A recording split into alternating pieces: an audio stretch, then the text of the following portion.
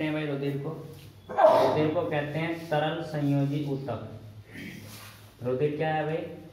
तरल संयोजी ऊतक, यानी कि ऐसा टिश्यू है, ऐसा ऊतक है जो जोड़ने का काम करता है। ठीक है भाई, इसको कहते हैं जोड़ने वाला, या जो हमारे पास तरल अवस्था में ये ऊतक है और ये क्या करता है?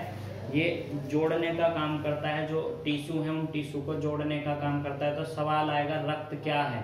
तो रक्त जो है एक तरल संयोजी ऊतक है। दूसरा सवाल यहाँ ये बनेगा कि रक्त का जो पीएच मान है वो कितना होता है? तो रक्त का पीएच मान 7.4 होता है। इसकी जो प्रकृति है ये बताइए। रक्त की प्रकृति हल्का अम्लीय है, ध्यान से सुनेंगे, हल्का अम्लीय है, हल्का क्षारीय है, हल्का क्षारीय है, या तेज यानी कि प्रबल अम्लीय है, प्रबल अम्लीय है, या प्रबल क्षारीय है? बताइए भाई, हल्का क्षारीय। ये बताइए रक्त की प्रकृति कैसी है? बताओ भाई, कौन बताएगा रक्त की प्रकृति? देखिए, रक्त की जो प्रकृति है ना वो हल्की क्षारीय है। हल्की क्षारीय का मतलब क्या है समझ लो। जब आप पीएच पैमाना देखते हो तो पीएच पैमाना 0 से शुरू होता है 7 और 7 से शुरू होता है 14।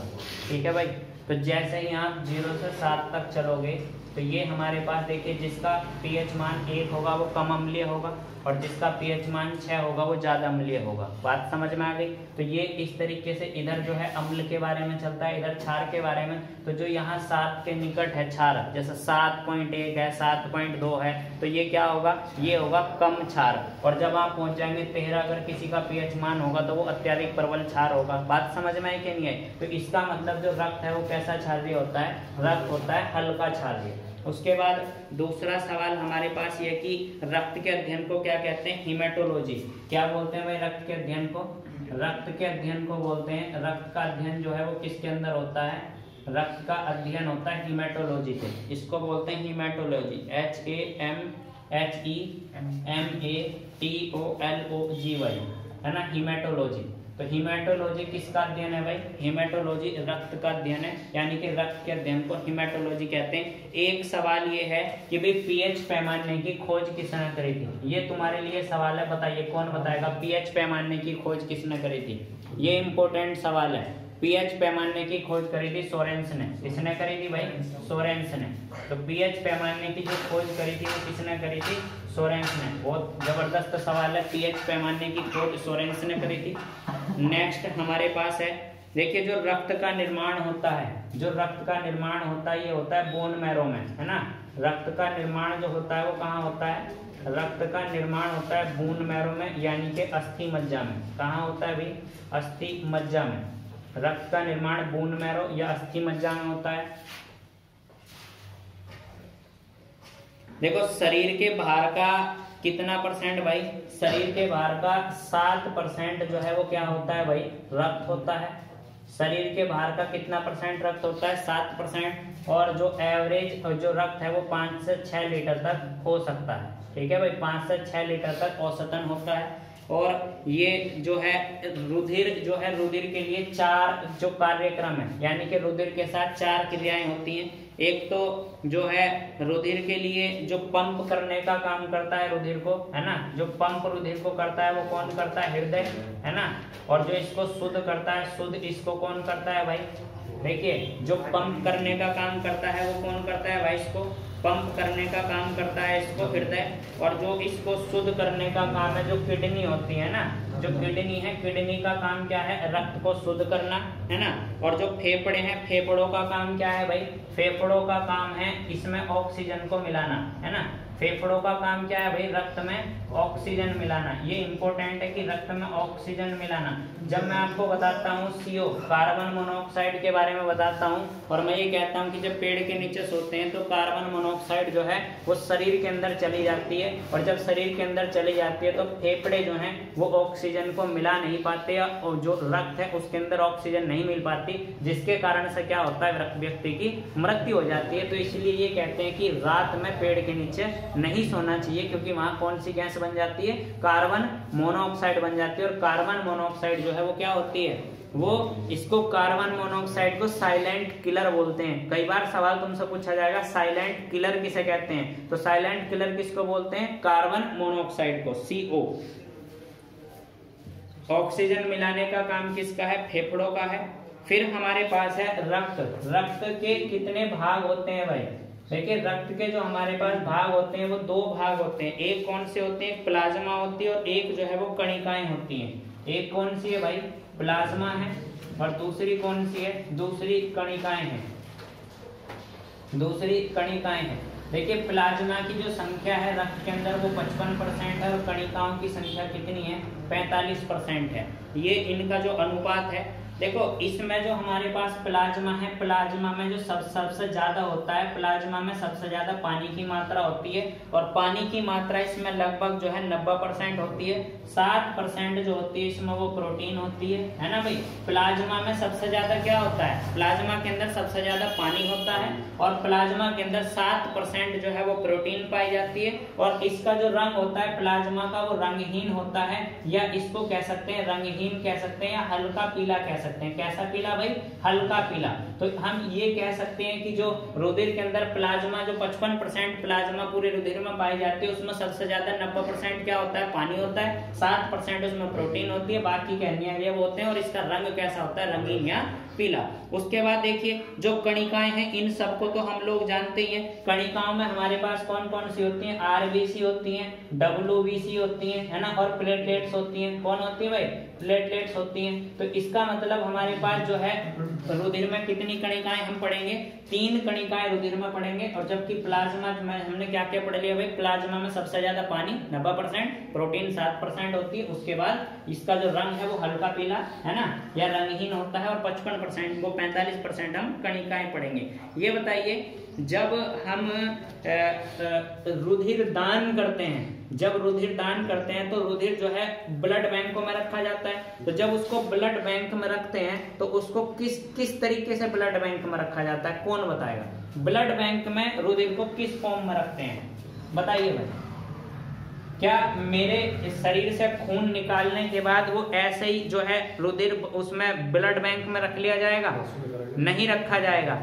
बताइए फिर कैसा रखा जाएगा। देखिए ध्यान से बात समझिए, हमारे शरीर से क्या होगा, जब रुधिर है तो रुधिर में 2 पॉइंट हैं, एक तो प्लाज्मा है ना, और एक प्लाज्मा के सामने फाइब्रोनोजन नाम सुना होगा, है ना, क्या नाम सुना होगा आपने, फाइब्रोनोजन। और ये जो फाइब्रोनोजन है ये क्या करती है, रुधिर को जमाने का काम करती है, रुधिर का थक्का जमाने का काम करती है। बात समझ में आ गई। तो फाइब्रोनोजन का काम क्या है, रुधिर का थक्का जमाना। और रुधिर का थक्का जमाने का अगर इसका मतलब क्या है कि अगर मैं खून को निकाल के नॉर्मल रख दूंगा तो उसका थक्का जम जाएगा। क्यों जम जाएगा, क्योंकि उसमें फाइब्रोनोजन है और वो थक्का जमा देगी। अगर मैं प्लाज्मा में से फाइब्रोनोजन को निकाल दूं तो क्या बचेगा, सीरम बचेगा। क्या बचेगा, सीरम बचेगा। और इस सीरम को ही लैब में रखा जाता है। बताइए बात समझ में आई या नहीं आई। इसका मतलब क्या है कि जो फाइब्रोनोजन है क्या करती है, ये थक्का जमाने का काम करती है, थक्का जमाती है ना, थक्का जमाने का कार्य। इसका जो काम है वो क्या है, थक्का जमाना। तो अगर मैं रुधिर में से फाइब्रोनोजन नाम की ये जो निकाल दूं तो फिर ये प्रोटीन होती है फाइब्रोनोजन, अगर मैं इसको निकाल दूं तो मेरे पास क्या बचेगा भाई, सीरम बचेगा। और सीरम को मैं कहाँ रख देता हूँ, सीरम को जो है मैं रुधिर जो है बैंक में रख देता हूँ इसको, और ये ही जो है रुधिर बैंक में रख दिया जाता है। और जब उपयोग करना होता है तो इसी को ही उपयोग करते हैं रक्त चढ़ाने के लिए। ठीक है भाई।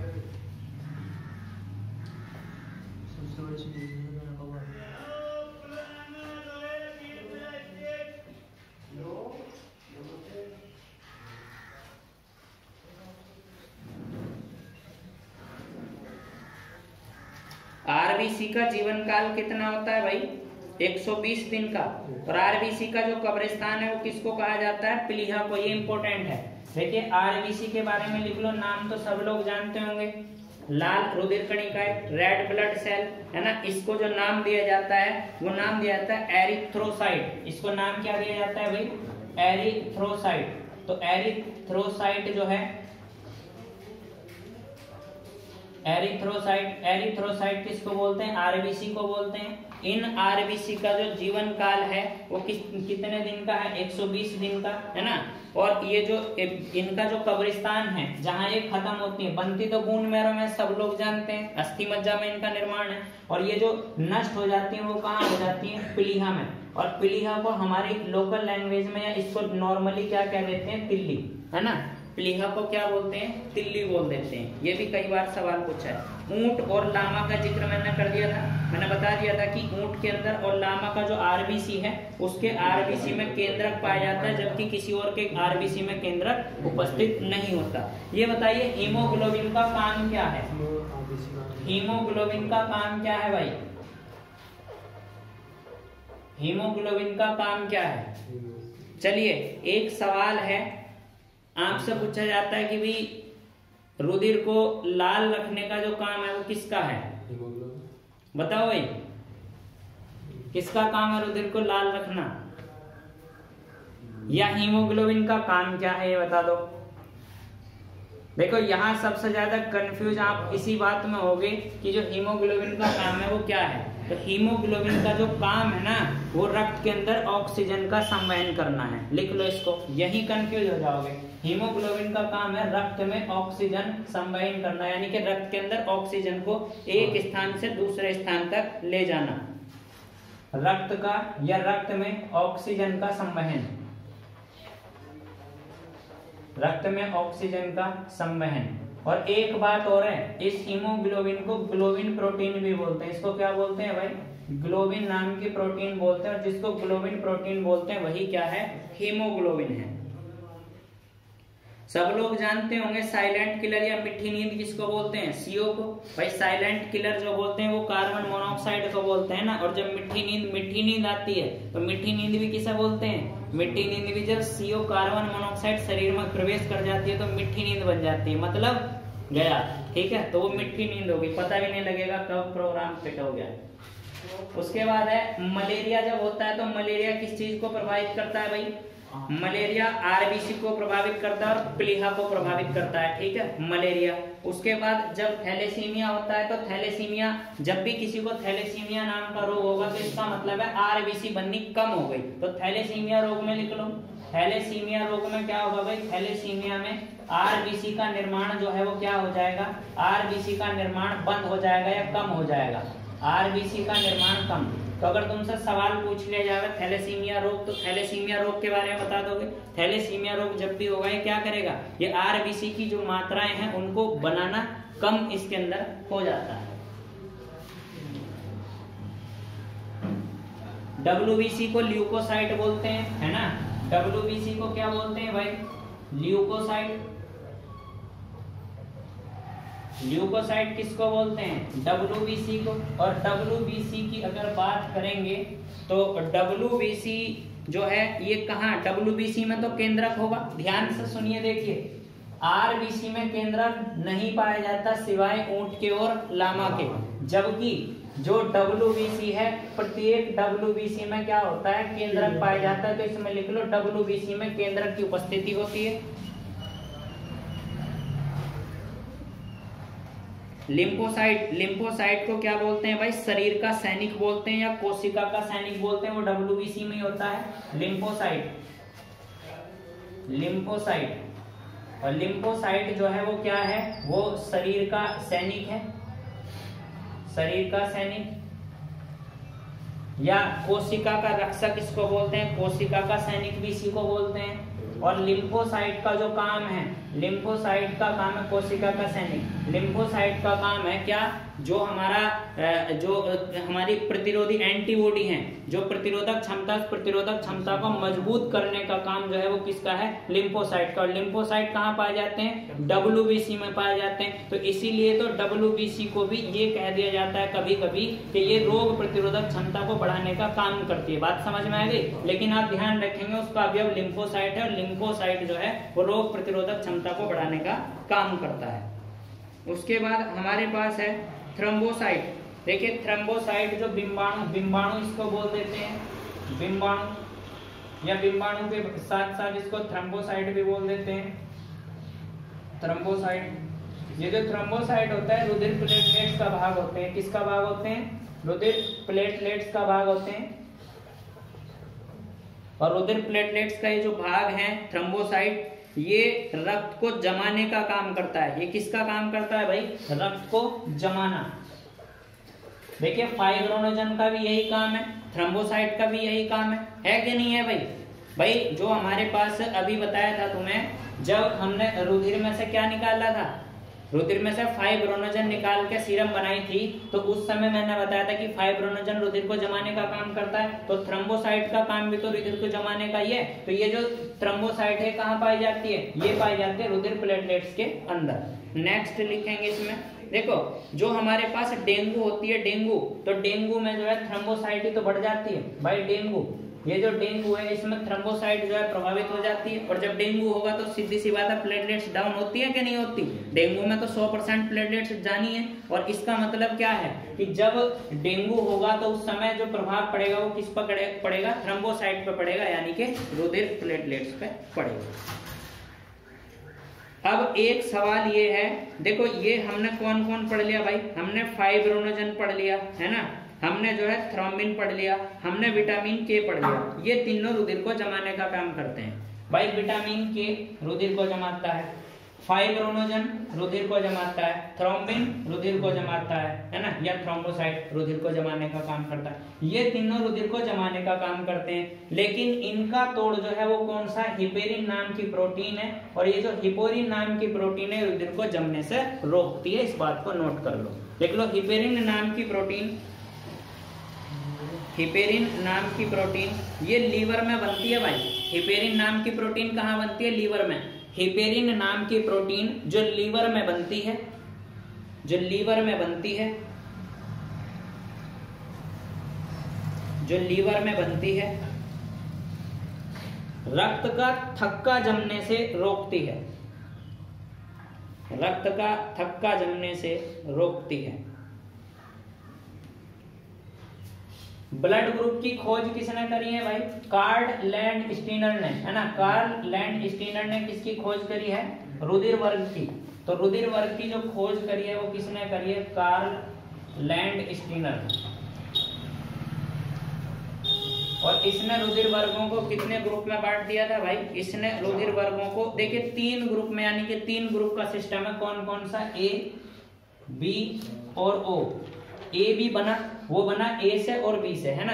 तो कौन सा हो गया भाई? A B.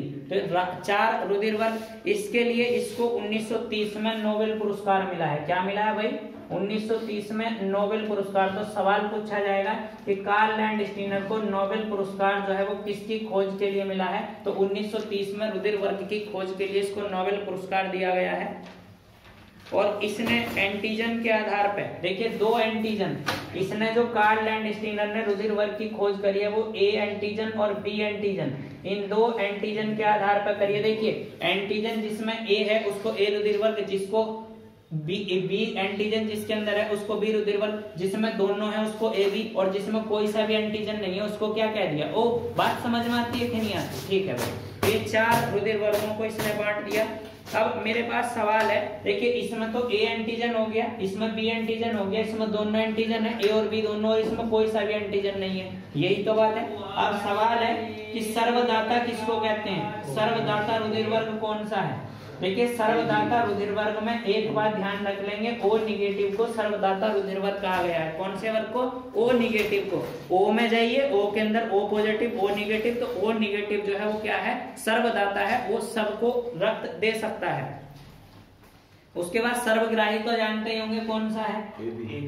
और ए बी पॉजिटिव, ये भी ध्यान रखेंगे। सर्वग्राही जो है वो कौन सा है? ए बी पॉजिटिव है। ये निगेटिव और पॉजिटिव का ध्यान जरूर रखें, क्योंकि ब्लड ग्रुप 2 प्रकार में बढ़ जाते हैं, ए पॉजिटिव और A negative, B positive B negative, O positive O negative. ठीक है, तो यहाँ जो हमारे पास सर्वदाता है वो कौन सा है? ओ निगेटिव, और जो सर्वग्राही वो कौन सा है?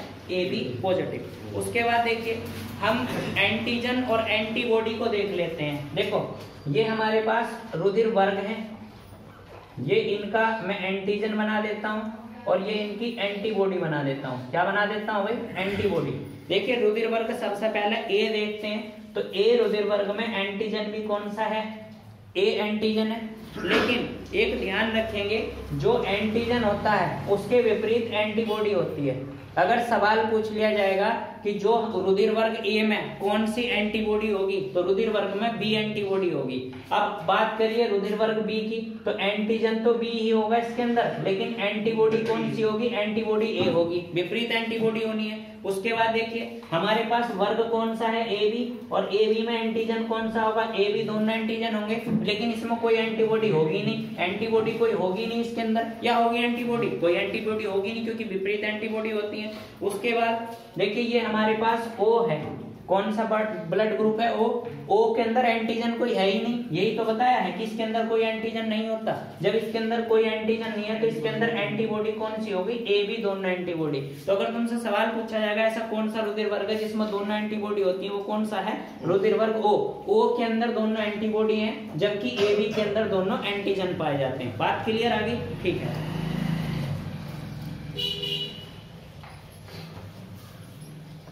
देखिए आरएच फैक्टर की जो खोज करी थी, ये भी इंपॉर्टेंट सवाल है। आरएच फैक्टर की जो खोज करी थी वो किसने करी थी, बीनर ने और लैंडस्टीनर ने। किसने करी थी भाई, बीनर ने और लैंडस्टीनर ने, लैंडस्टीनर। और इसने रिसस बंदर के ऊपर इसकी खोज करी थी। किसके ऊपर भाई, रिसस बंदर। यानी कि आरएच फैक्टर जो सबसे पहले पाया गया था वो किसके अंदर पाया गया था, रिसस बंदर के अंदर इसको पाया गया था। और आरएच फैक्टर जो है वो आरएच प्लस आरएच माइनस, ये जो ब्लड ग्रुप में मैंने आर जो ओ प्लस ओ माइनस लगवाया, जो प्लस माइनस ये क्या है भाई, ये आरएच फैक्टर है। ठीक है भाई।